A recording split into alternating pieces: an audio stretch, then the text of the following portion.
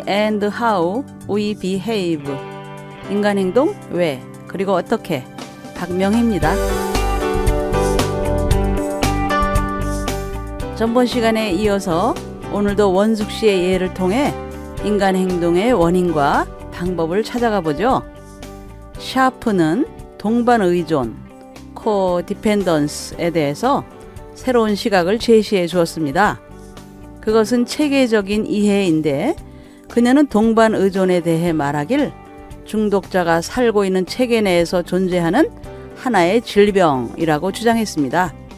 즉, 한 명이 중독자로 진행되는 체계 속에서 다른 한 사람은 동반 의존이라는 심리적 질병을 앓게 된다는 것이죠.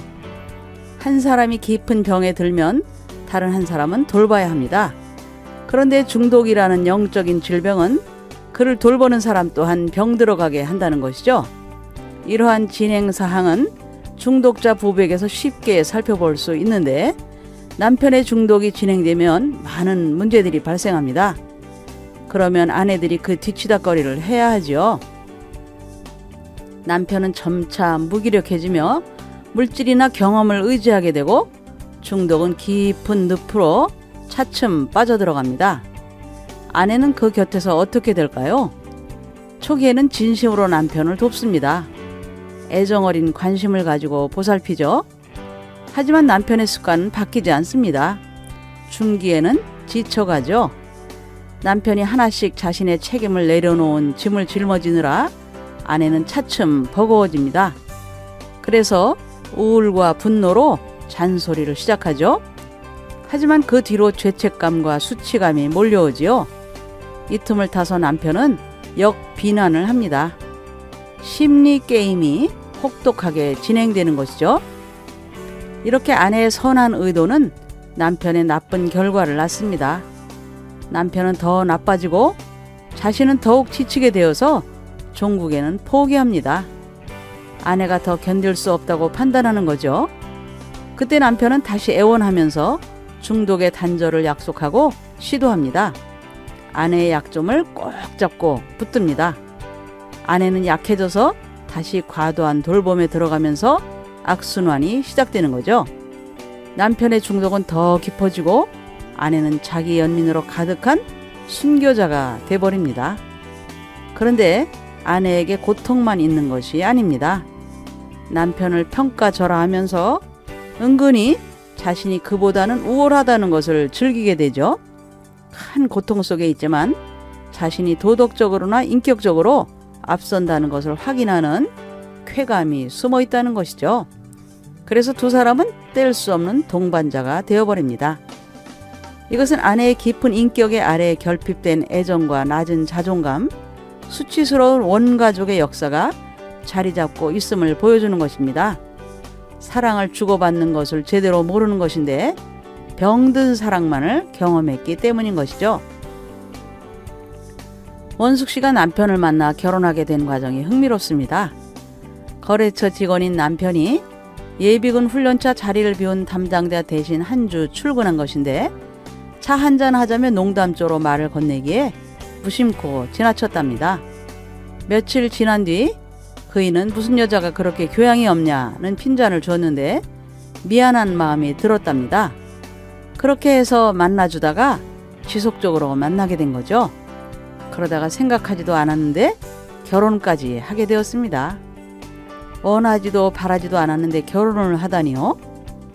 만일 원숙 씨의 자존감이 조금만 높았고 감정을 정확히 주고받는 훈련이 되어 있었더라면 어찌 되었을까요? 다른 선택을 했을 수도 있겠지요.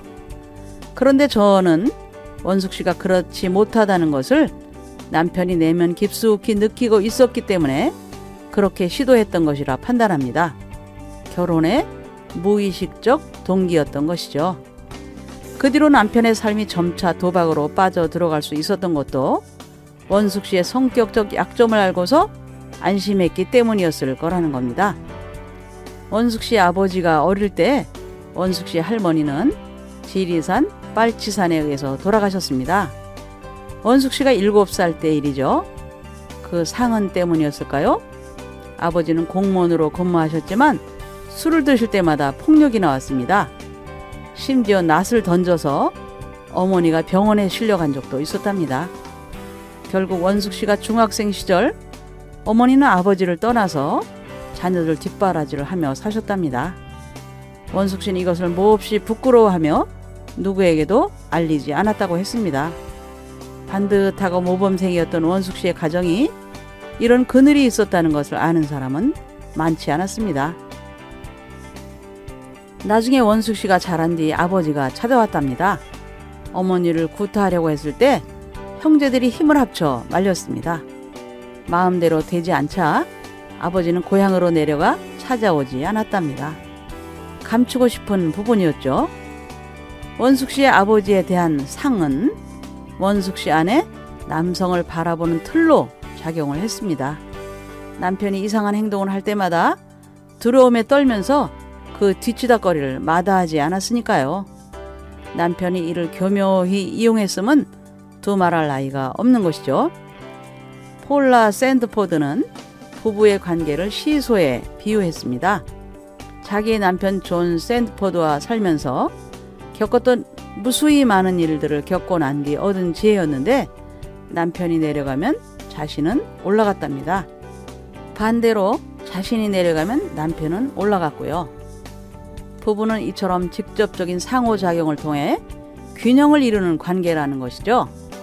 만일 아내가 지나치게 영적이라면 남편은 균형을 잡기 위해서 지나치게 세속적일 수 있습니다. 이 과정은 무의식적인데 그녀는 이것이 즐겁지 않았답니다. 자신이 원하는 것과 거리가 먼 일들만 남편이 벌였기 때문인데 그가 저 아래서 자기 일에 몰두할 때 자신은 그 균형을 잡느라고 이쪽 위 끝에 앉아서 안절부절 못해놓으라고 했습니다. 남편과 자신의 관심의 방향도 달랐습니다. 욕구 충족이 서로 되지 않았는데 그렇게 남편과 타고 있는 시소는 즐겁지 않았답니다. 그런데 어린 시절 한 장면이 눈에 들어오더랍니다. 서로 무게가 달라 뒤뚱이는 시소를 한 오빠가 가운데 서서 자신의 큰 몸을 이용해서 균형을 잡아주며 즐거운 시간을 보냈던 기억이었습니다. 그녀는 이 오빠가 했던 일이 자신의 결혼 생활에서 예수 그리스도께서 하시는 역사와 비슷하다는 것을 깨달았습니다. 그래서 그녀는 남편을 향해 소리 지르는 것을 멈추고 주님께 균형을 잡아달라고 기도를 했지요. 그 뒤로 놀랍게 부부의 시소는 즐거워졌답니다. 주님의 개입이 시작되었기 때문이죠. 십자가의 양쪽 끝에 남편과 아내를 놓아야 합니다. 아니, 한 사람 한 사람씩 십자가 위에 자신을 놓아야 합니다. 그리스도의 십자가가 세워지지 않은 관계는 위태롭습니다. 내가 살아서 펄떡인다면 부부의 균형은 어지러워지게 마련인데 흔들리는 배 위에서 날뛰는 것은 나뿐 아니라 상대마저도 위험에 빠뜨리게 하기 때문인 것이죠. 그래서 굳건히 세워진 십자가에 우리를 의탁해야 하는 것입니다. 그것이 풍랑이 이는 바다를 건너는 방법이죠. 원숙 씨가 그러했던 말이죠. 그녀는 십자가를 만난 이후로 남편에게 반응하지 않았다고 했습니다. 주시는 말씀을 따라서 자신을 다만 드렸을 뿐이라고 했습니다. 그녀의 풍랑이 먼저 잔잔해졌습니다. 그러자 놀랍게도 남편의 풍랑도 고요해졌습니다. 십자가의 주님이 그 균형을 잡아주신 것이죠. 네, 오늘은 동반의존과 시소라는 제목으로 인간의 행동의 원인과 방법을 생각해 보았는데요. 다음 시간에도 이어서 생각해 보죠. 여러분, 다음 시간까지 안녕히 계세요.